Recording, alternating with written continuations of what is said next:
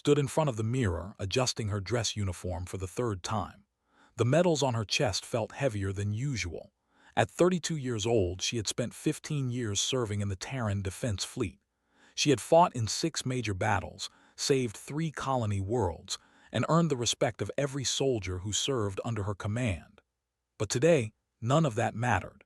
Today, she was getting married to a complete stranger. The wedding was not her choice. The Galactic Council had arranged it as part of a peace treaty between humanity and the Empire. The controlled 300 star systems and had weapons that could destroy entire planets. They had agreed to stop their attacks on human colonies, but only if humanity showed good faith through this marriage. Fleet Command had volunteered without asking her opinion. Her husband-to-be was named. He was 35 years old and worked as a farmer on Nu, a human colony far from Earth, had seen his photograph and read his file. He looked ordinary, with kind eyes and a gentle smile.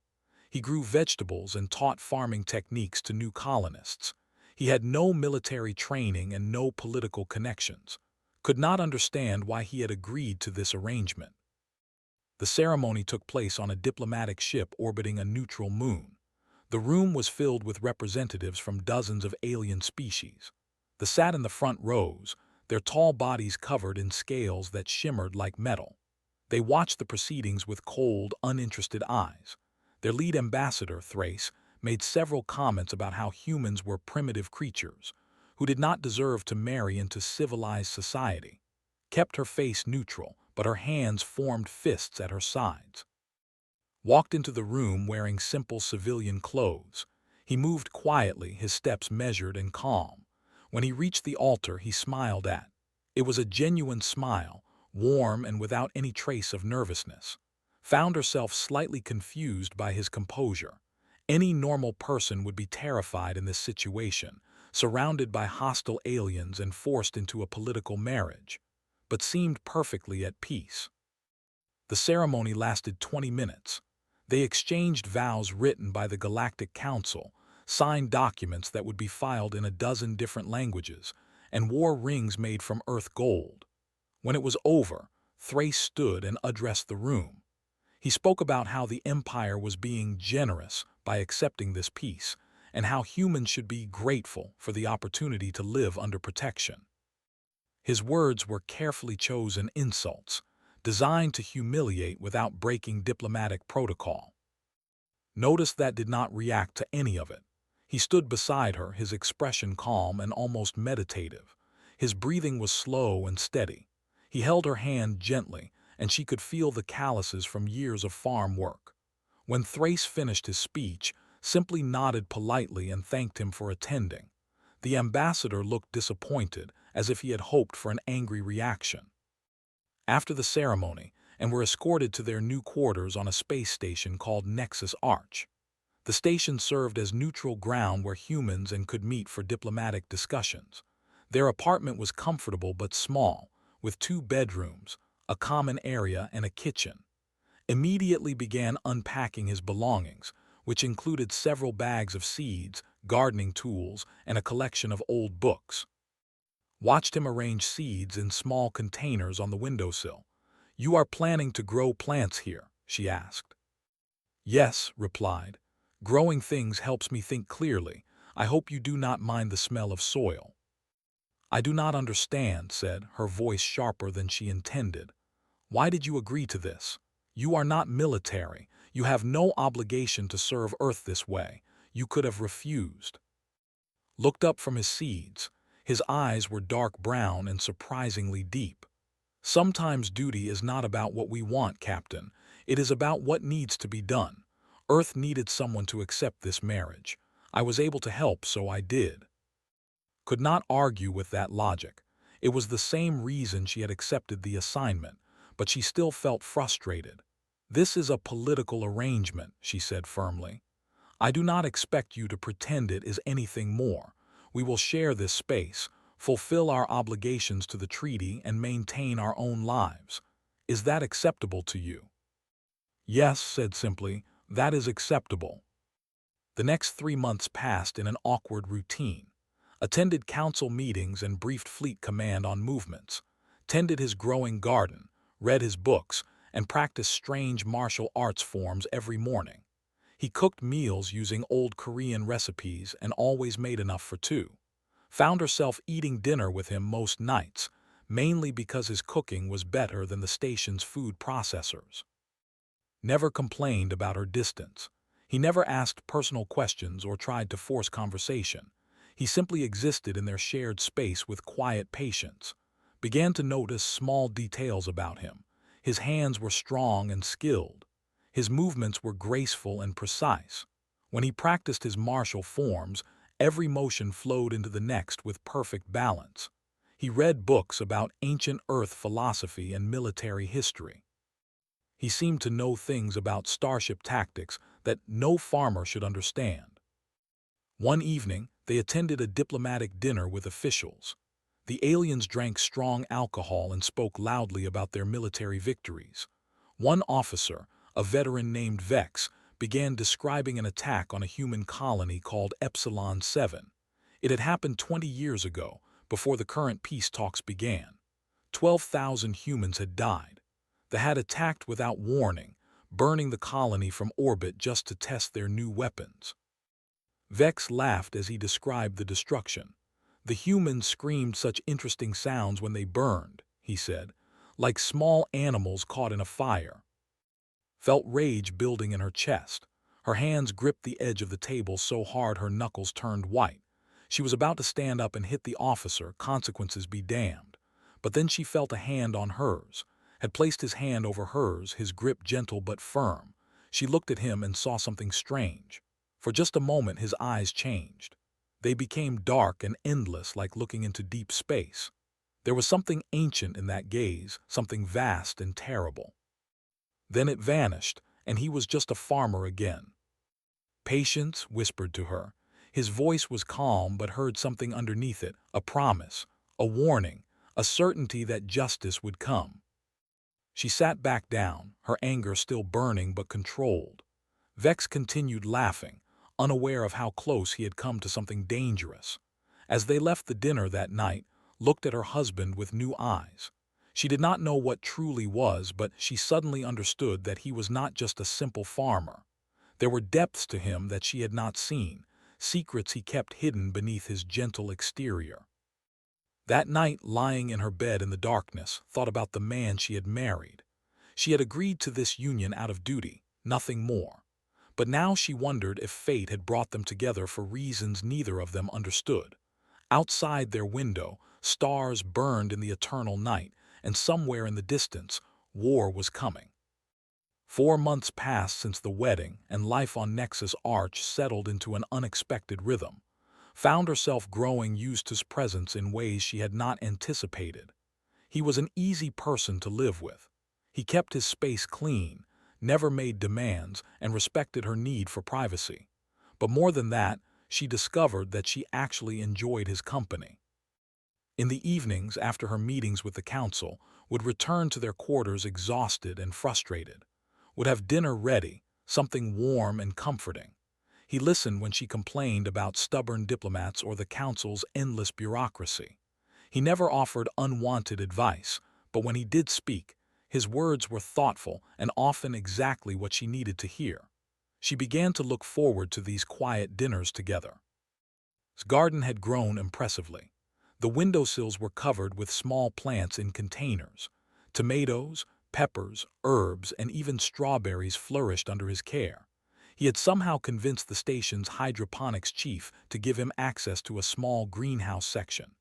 Sometimes found him there in the early mornings, his hands covered in soil, humming old Korean songs while he worked.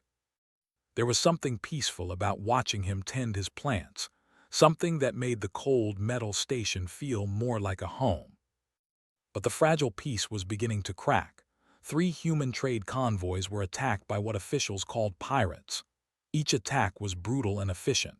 The ships were destroyed completely, with no survivors. Reviewed the attack patterns and felt a cold certainty in her gut. These were not random pirates. The weapons' signatures matched military equipment. The tactics were too sophisticated, too coordinated. Someone was trying to destroy the treaty. She brought her evidence to the Galactic Council. The meeting room was a massive chamber with seats arranged in circles, each level representing different levels of power and influence. Humanity's seats were in the lower rings, a reminder that humans were still considered junior members of the galactic community. The sat in the upper rings, looking down at everyone else, presented her findings calmly and professionally. She showed the weapons data, the tactical analysis, and the patterns that proved these attacks were not random. She requested a joint investigation with full council support. When she finished, there was a long silence. Thrace stood up, his scales catching the light. The human captain sees conspiracies where there is only her species' incompetence, he said, his voice dripping with contempt. Your ships are poorly defended because your technology is primitive. You suffer losses because you are weak. Do not blame your failures on others. Other council members murmured agreement. The Shiva, beings made of living crystal, said nothing. The who floated in tanks of water clicked their tentacles in what might have been amusement. The insect-like creatures with thousands of eyes simply stared. No one spoke in humanity's defense, felt the familiar burn of helpless anger. Earth had no real allies here. They were alone, surrounded by species that viewed them as primitive upstarts who had reached the stars too recently to matter. That night returned to their quarters in a dark mood. She found in the common area practicing his martial forms. She had watched him do this many times, but tonight she paid closer attention.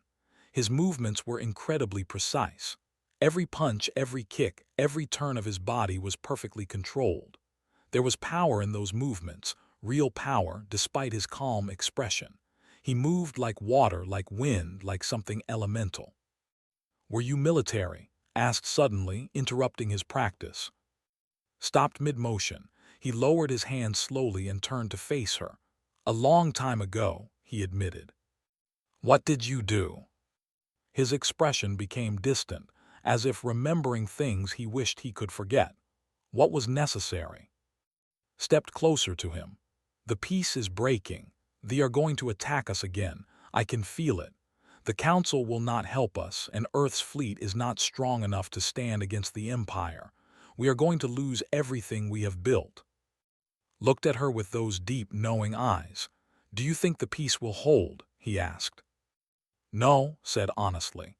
"The view treaties as temporary conveniences. They will break it the moment they see an advantage." "You are correct," said quietly. "Then why did you agree to this marriage? Why go through with this charade if you knew it would fail?" Smiled, but it was a sad smile, full of old sorrow. "Because when it breaks, humanity will need every advantage, including positioning the right people in the right places." Stared at him, understanding dawning. Had known from the beginning that this peace would not last. He had married her not just for duty, but because he was preparing for the war to come. "Who are you really?" she whispered. Before could answer, alarms screamed through the station. Red emergency lights flooded the corridors. An automated voice announced what already knew in her heart. "Alert! Warships detected. Station is under attack. All personnel proceed to emergency stations." Ran to the window and looked out into space. 4 massive warships hung in the darkness, their weapons already charging with deadly light.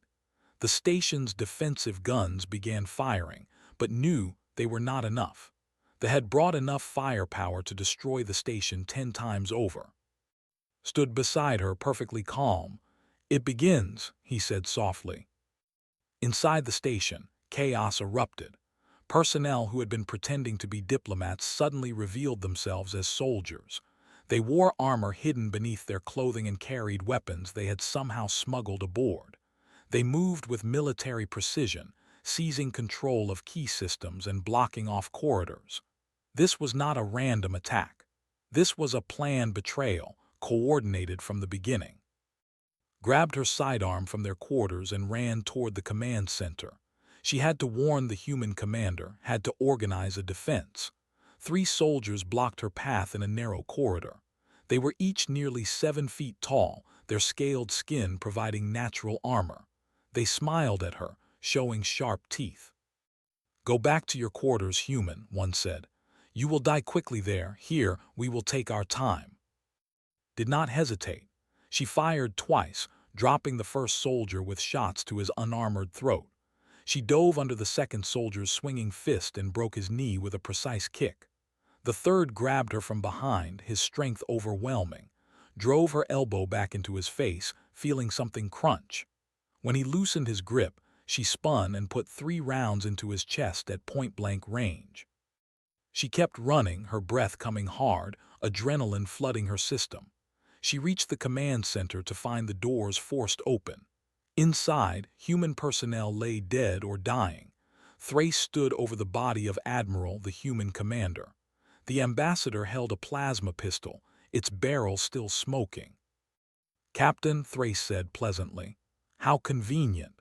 Your species' usefulness has ended today. You will die here and we will tell the galaxy a story of human treachery. How you attacked first, forcing us to defend ourselves. The Council will believe us, of course. They always do." Raised her weapon, knowing she was and outnumbered.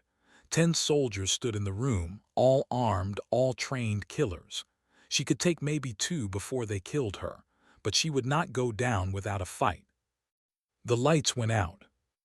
Emergency systems kicked in, bathing everything in deep red light, and through the doorway, moving like a shadow, walked. He still wore his simple civilian clothes. He looked small and ordinary next to the armored warriors, but something had changed. The air around him felt different, heavier, charged with electricity. Thrace laughed. "The farmer is this Earth's final defense." Wanted to shout at, to run, to hide, to save himself. But something made her stay silent. The way he walked into that room, the absolute certainty in every step. The way his eyes had changed, becoming dark and vast and terrible. "Leave the station," said quietly. "Withdraw your ships, return to space. This is your only warning." The soldiers raised their weapons and opened fire, and its world changed forever. The plasma bolts screamed through the air toward, each one carrying enough energy to burn through steel. Watched, horror freezing her in place, certain she was about to see her husband die. The bolts never touched him. They curved around like water flowing around a stone. The deadly energy beams bent in impossible arcs, twisting in midair as if reality itself refused to let them reach him. They struck the walls, the ceiling, the floor, leaving scorch marks everywhere except where stood. He did not dodge. He did not move. He simply existed, and the universe bent around him. Raised his right hand, palm forward. 3 soldiers were standing directly in front of him, their weapons still firing. Made a gentle pushing motion as if brushing away dust. The 3 soldiers simply stopped existing. They did not explode. They did not fall. They turned to fine gray dust that drifted to the floor like ash. Their armor, their weapons, everything that made them solid and real, just dissolved into nothing. Could not breathe. Her mind refused to accept what her eyes were seeing. This was not possible. This was not real, but it was happening right in front of her. A soldier roared and charged at with a blade, a weapon that could cut through starship armor like paper. The blade's edge vibrated at frequencies that could slice through molecular bonds. It was one of the most dangerous close combat weapons in the galaxy. The soldier swung it at its neck with killing force. Caught the blade with his bare hand. The blade shattered like glass, pieces falling to the floor with musical tinkling sounds. The soldier stared at his broken weapon in shock, touched the soldier's chest with his palm, gentle as a doctor checking a heartbeat. The warrior's eyes rolled back and he collapsed to the floor, unconscious but alive. The remaining soldiers opened fire all at once, filling the room with plasma bolts. Walked through the storm of deadly energy as if he were taking a stroll through a garden. The shots continued to curve around him, missing by impossible margins. He moved between the soldiers with fluid grace, touching each one with a single finger, a gentle tap on the shoulder or chest. Each touch dropped them instantly, their nervous systems overloaded and shut down. Thrace activated his personal shield generator, a piece of military technology powerful enough to protect against orbital bombardment. A shimmering blue barrier surrounded him, crackling with protective energy. He backed against the wall, his earlier confidence completely gone, replaced by raw terror. Walked toward him. The shield should have stopped anything. Instead, simply passed through it like it was not there. The energy barrier flickered and died, its circuits unable to process what had just happened. Thrace pressed himself against the wall, his scales turning pale with fear. "What are you?" the ambassador gasped. "What are you?" Looked at him with those endless dark eyes. "Human," he said simply. Then, with something like sadness in his voice, he added, "You never bothered to learn what that really means." He placed his hand on Thrace's forehead. The ambassador's eyes went blank, empty of all thought and awareness. When removed his hand, Thrace slumped to the floor, still breathing but with nothing behind his eyes. A living body with the mind completely shut down. Turned to the command console. He did not touch the controls. He simply placed his hand on the metal surface, and the station systems responded as if he had plugged directly into them. Watched the screens light up with activity. Communications channels opened. Security systems rebooted. And outside the station, something impossible happened to the warships. Their weapons stopped charging. Their shields flickered and died. Their engines went dark. 4 massive warships, each carrying enough firepower to destroy planets, became nothing more than floating metal shells, dead in space, helpless. Human ships began jumping into the system, responding to distress calls that had somehow sent through channels that should have required hours of communication setup. He had done it in seconds, using methods could not begin to understand. The entire battle, from the first shot to the last, had lasted 90 seconds. Stood frozen, her weapon still raised but forgotten in her hand. Her tactical mind, trained to analyze combat situations, could not process what she had witnessed. The laws of physics she had studied, the limits of human capability she had trained within, none of it applied to what had just done. Turned to face her. For the first time since she had known him, he looked tired, really tired. There were lines around his eyes that she had never noticed before. His hands trembled slightly, and in his expression she saw something that made her heart ache. Exhaustion. The deep, bone-weary exhaustion of someone who has carried terrible burdens for far too long. "I am sorry you had to see this," said quietly. "I hoped we could maintain the peace long enough that you would never need to know." Found her voice, though it came out as barely a whisper. "What are you?" Looked down at his hands, the same hands that had just dissolved 3 soldiers into dust and walked through energy shields. "A remnant," he said, "from a program humanity ran during the darkest days of the first contact wars. Before the current peace, before the treaties, there was a time when Earth was losing badly. The alien species had evolved for warfare over millions of years. We were new to the stars, weak and vulnerable. So our scientists created a program called Project Ascension. They tried to make soldiers who could fight on equal footing with species that had conquered galaxies." He looked up at her and saw the weight of years in his eyes. Decades of secrets, of hiding, of living with power he never wanted. "They succeeded," continued, "but at a cost. The modifications required to create us were extreme. Genetic restructuring, cellular enhancement, neural rewiring at the quantum level. Most subjects died during the process. Their bodies could not handle the changes. Of the 500 volunteers who entered the program, only 7 survived." His legs felt weak.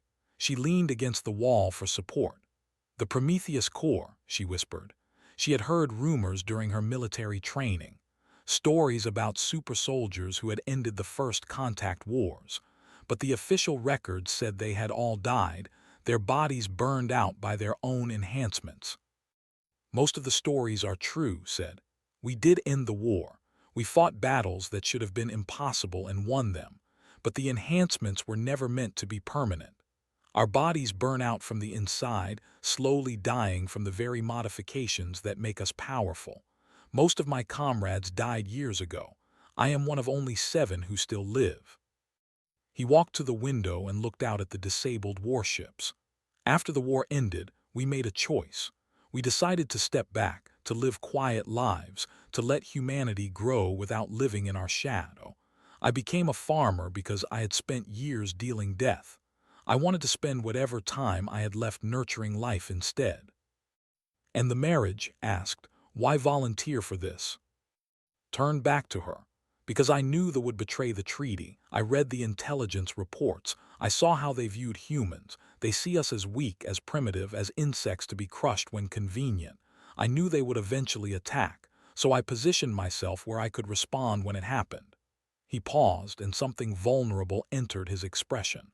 "I am sorry I deceived you. The marriage was strategy. But you deserved better than a husband who carries weapons in his cell and death in his touch."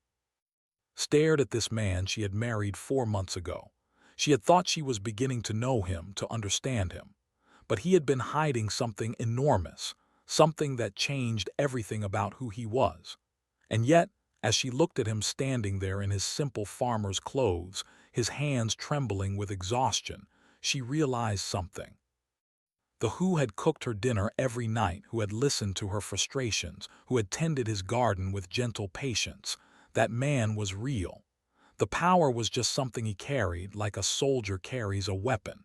It was not who he was. It was just what he could do. She walked over to him and placed her hand on his arm. "You saved everyone on this station," she said.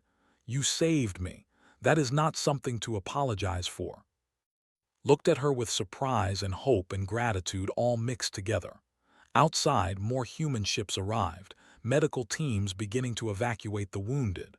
The warships sat dark and dead, their crews trapped inside, waiting to be taken prisoner. And somewhere in the galaxy, news was spreading at the speed of light. News that would change everything. The news spread across the galaxy within hours. Humanity had captured 4 warships without destroying them. A single human had defeated an entire attack force. The implications were staggering, and every species in the Galactic Council wanted answers. Representatives from dozens of civilizations arrived at Nexus Arch within 2 days. The Shiva came first, their crystalline bodies reflecting light in rainbow patterns. They were beings of pure logic and advanced science, and they demanded to examine with their quantum sensors. Agreed, standing patiently while they scanned him with instruments that could measure reality itself at the subatomic level. The lead Shiva, an elder named Prism Dawn, made a sound like wind chimes when the scan completed. Through a translator, they spoke to the assembled council members. This human cellular structure exists simultaneously in 17-dimensional states. His neural pathways process information faster than our quantum computers. His body generates and channels energy fields we cannot fully measure. He is to baseline humanity what we Shiva are to primitive bacteria. A heavy silence filled the chamber. Every species present understood what this meant. Humanity, who everyone had dismissed as newcomers with primitive technology, had somehow created beings of godlike power. The ambassador, floating in her gravity tank of water, asked the question everyone was thinking. Her translated voice was bubbling and wet. How many more like him exist? Stood at the council floor, representing Earth's interests while remained in medical observation. She met the ambassador's eyes through the water tank. "That information is classified," she said firmly. It was not true. Knew there were only 6 others, but the implication that Earth might have an army of these enhanced humans was strategically valuable. She watched understanding dawn on the faces around the chamber. Fear replaced contempt. Respect replaced dismissal. Over the next week, everything changed for humanity. Trade negotiations that had been stalled for months suddenly concluded in Earth's favor. Colony rights that had been disputed were immediately recognized. 3 different species offered defense pacts and technology sharing agreements. The galaxy's attitude toward humans had shifted overnight. They were no longer viewed as weak newcomers. They were now seen as a species with hidden depths, dangerous potential, and secrets that could reshape the balance of power. But was suffering. Found him in their quarters late one night, sitting in the dark, staring at his hands. His fingers were trembling worse than before. She could see the exhaustion carved into his face, the way his breathing seemed labored. She sat down beside him without speaking. "Every time I use the enhancements, I lose more of myself," said quietly. "The power burns through my nervous system like acid. The doctors estimate I have maybe 5 years left, possibly 10 if I never use my abilities again. But that battle took 3 years from me in 90 seconds. Felt something tighten in her chest. 4 months ago, this would have just been information about a stranger she was obligated to live with. But now, the thought of dying filled her with genuine grief. Over the months, this quiet farmer had become more than just a political arrangement. He had become her friend, her partner, someone she cared about deeply.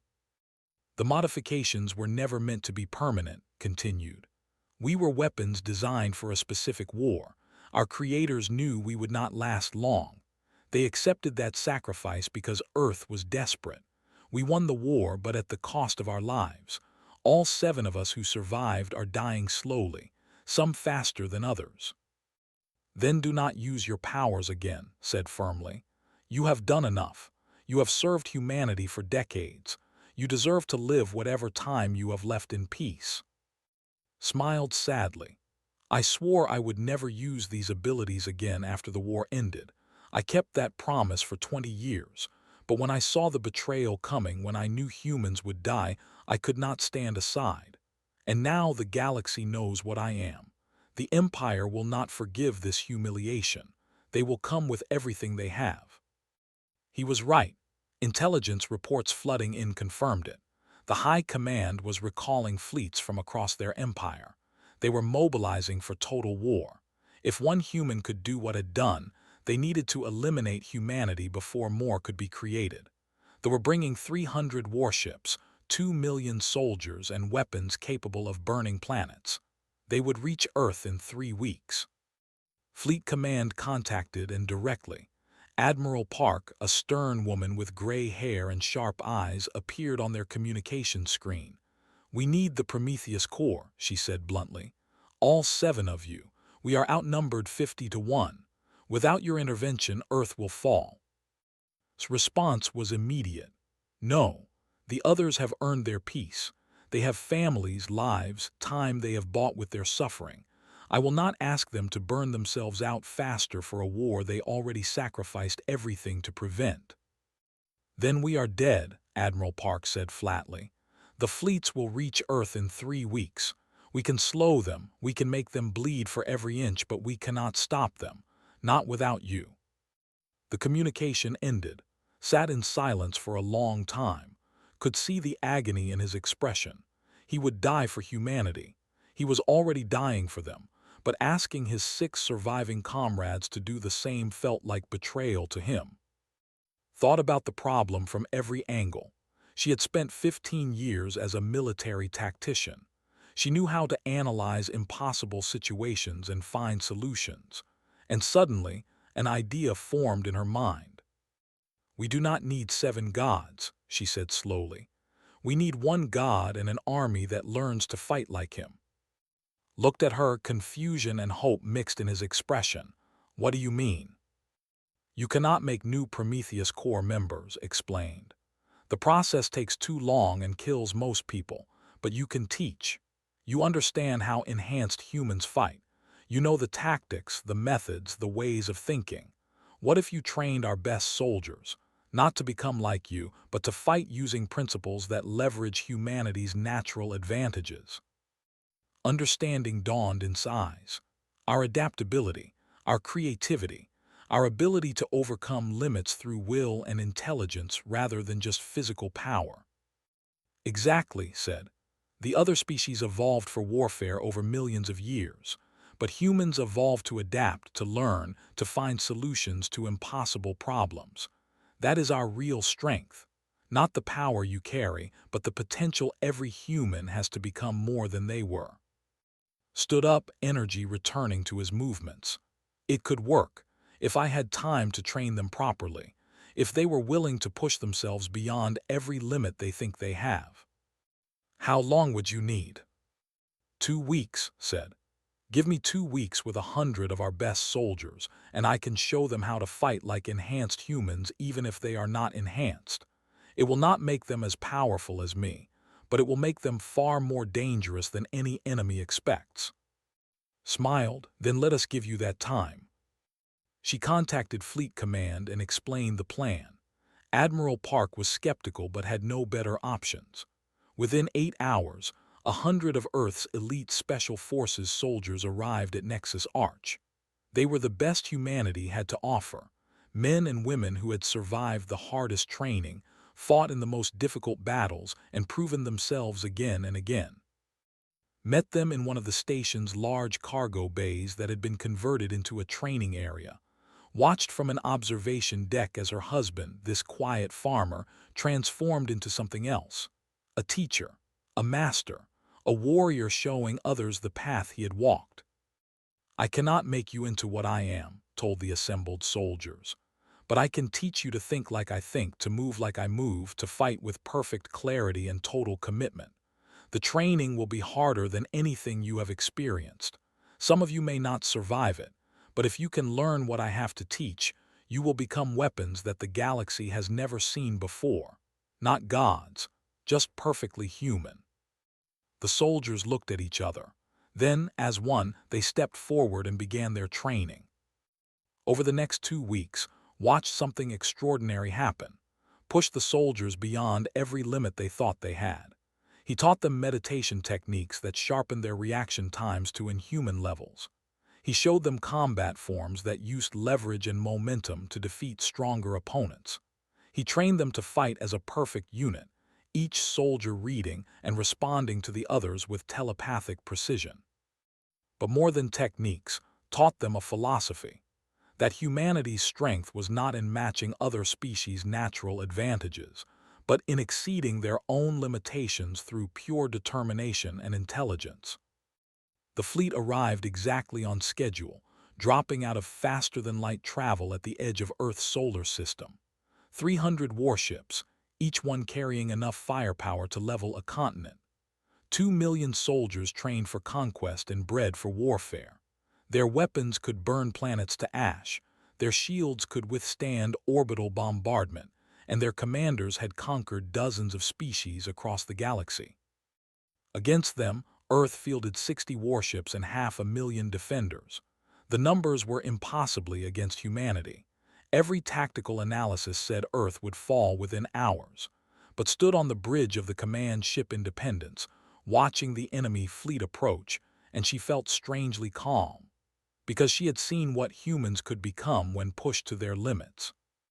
The battle began at the outer planets. Scouts met human defense positions near Jupiter's orbit. What should have been a quick victory for the turned into a brutal surprise. Human ships fought with tactics they had never encountered. They used asteroid fields as weapons, slingshot maneuvers around moons, kamikaze drones that made sensors useless. Every fight was unpredictable, chaotic, perfectly human. But it was not enough. The pushed through, accepting their losses, grinding forward with overwhelming force. Within 12 hours, they reached Earth's orbit. The home world lay before them, blue and vulnerable. Commanders began positioning their ships for planetary bombardment. Then trained soldiers deployed. They did not meet in open space battles where numbers would overwhelm them. Instead, they used stealth pods, tiny ships barely larger than coffins that could slip through sensor nets. They infiltrated the warships, boarding them from unexpected angles. Once inside, they moved like ghosts, like nightmares, like something they had never imagined humans could become. Watched the reports flood in from monitoring stations. Human soldiers were sabotaging weapons systems, taking control of ship sections, evacuating crew into space. They fought with perfect coordination, each team moving in sync with the others. They used everything had taught them, fighting not as individuals but as a single organism with 100 bodies. They were stronger, faster, better armored, But the human soldiers fought with a precision and creativity that made those advantages meaningless. They turned the ship's own systems against them, used environmental hazards, exploited every weakness. They were not trying to match this physical superiority. They were demonstrating that humans fought with their minds first, their bodies second. But the tide was still against them. There were too many ships, too many soldiers. Earth's defense fleet was being destroyed piece by piece. The trained soldiers were incredible, but they could not be everywhere at once. Commanders adapted to their tactics, began using countermeasures. The battle was being lost by inches. Had remained on Earth's surface during the battle, conserving his strength. But now, standing in a military command center in Seoul, he looked up at the sky and made his decision. He closed his eyes, centered himself, and then stepped out of reality and into somewhere else. He appeared on the bridge of the flagship, the massive warship Endless Dominion, home to Emperor Tal himself. 50 of the Emperor's personal guards surrounded instantly, the finest warriors the Empire had produced over 10,000 years of breeding and training. Each one was a master of combat, enhanced by their species' natural advantages and decades of brutal experience. Looked at them calmly. "I do not want to kill you," he said, "but I will if you make me." They attacked as one, a coordinated assault that should have overwhelmed any opponent. Moved between them like water flowing between stones. His hands blurred, touching throats, joints, pressure points. He was faster than them, but not impossibly so. He was stronger, but not overwhelmingly. What made him unstoppable was the perfection of every movement, the complete absence of wasted motion, the absolute certainty of every strike. 10 guards fell in the first 5 seconds, 20 more in the next 10 seconds. Did not kill them. He could have dissolved them into dust like he had done on Nexus Arch, but he chose not to. Every touch, every strike was precisely calculated to disable without killing. Because even now, even in the heart of battle, chose life over death whenever possible. But the effort was costing him. Blood began to drip from his nose. His hands shook between strikes. Each use of his enhanced abilities burned away more of his remaining life. Watching through military cameras, saw him stumble slightly, saw the exhaustion carved deeper into his face. He was dying in front of her, killing himself to save humanity one more time. The last guard fell, stood alone before Emperor Tal, breathing hard, blood staining his simple farmer's clothes. The Emperor was massive, nearly 8 feet tall, covered in ceremonial armor that was also a weapon. He held a blade forged from materials harder than diamond, powered by energies that could cut through anything. "You are impressive, human," Tal said, "but you are also dying. I can see it. Every moment costs you. Soon you will burn out completely, and then my empire will crush your species into dust." Looked at the Emperor with those endless dark eyes. "Your empire ends today," he said quietly. "Not because I am going to kill you, but because I am going to show the galaxy what happens when you mistake kindness for weakness." He did not attack the Emperor. Instead, he reached into the flagship's communication systems with his mind, connecting to every ship, every soldier, every world in the Empire. He opened a channel that could not be blocked or closed, forcing every to witness what he was about to share. And then he showed them the truth. He projected his memories, not just images but complete experiences. The Across the Fleet suddenly felt what it was like to undergo the Prometheus modifications.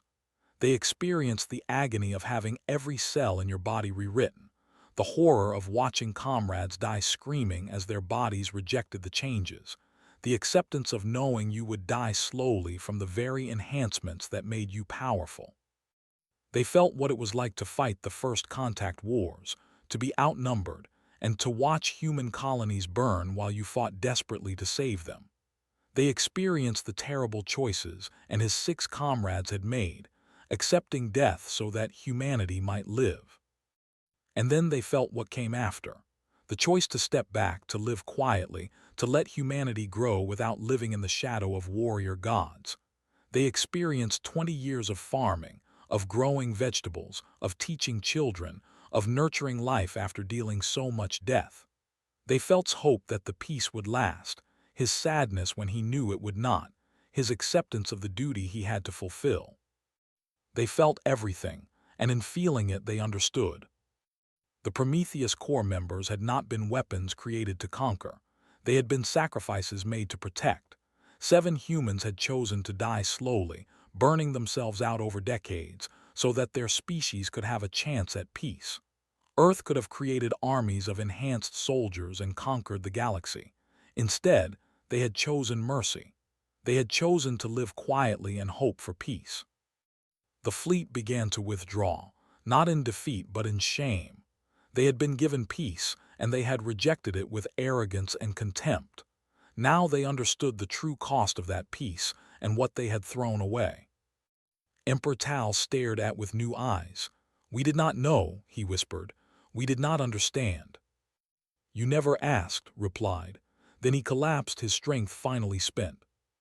Was already on her way, taking a fast shuttle to the flagship. She found in the medical bay human doctors working frantically to stabilize him. His nervous system was failing, the enhancements finally burning out completely. He had maybe days left, possibly only hours. But he was smiling when he saw her. "Did we win?" he asked weakly. "Yes," said, taking his hand. "They are withdrawing, the war is over." "Good," whispered, "that is good." Over the next week, changes swept across the galaxy. Emperor Tal abdicated, ashamed of his actions. A new government formed, one committed to genuine peace. Other species that had witnessed the battle began to see humanity differently, not as conquerors to fear, but as a species with hidden depths, one that chose mercy over vengeance and peace over dominance. Survived, though the doctors said it was impossible. His enhancements had burned out completely, leaving him fully human for the first time in decades. He was weak, exhausted, but alive. The doctors estimated he might have years now instead of days. Years lived as a normal human without the power that had defined and destroyed him. 6 months later, and stood together in a garden on Nu, the colony where had lived before the marriage. He had requested to come home, to return to the soil he had worked for 20 years, had taken leave from active duty to be with him. They planted tomato seedlings together, their hands covered in rich earth. "Do you regret it?" asked, revealing yourself, using your power one last time. Thought for a moment, then shook his head. "No, I regret that it was necessary, but I do not regret protecting what matters." He looked at her, and saw the man she had married, not the weapon or the warrior or the god, but the farmer who chose love and life even when surrounded by death and duty. "I married you out of duty," said softly, "but I love you because of who you are when the battles end, because you chose to grow vegetables instead of wielding power, because you nurture life even when carrying death inside you." Kissed her forehead gently. "Then I died doing what mattered most," he said, "not as a weapon but as a man who was loved." Around them the garden grew, stretching toward the sun. In the distance, children played, their laughter carrying on the wind. Above them, stars shone in a sky now filled with hope instead of fear. And in that moment, in that garden, 2 people who had been brought together by duty discovered that love was the most human power of all.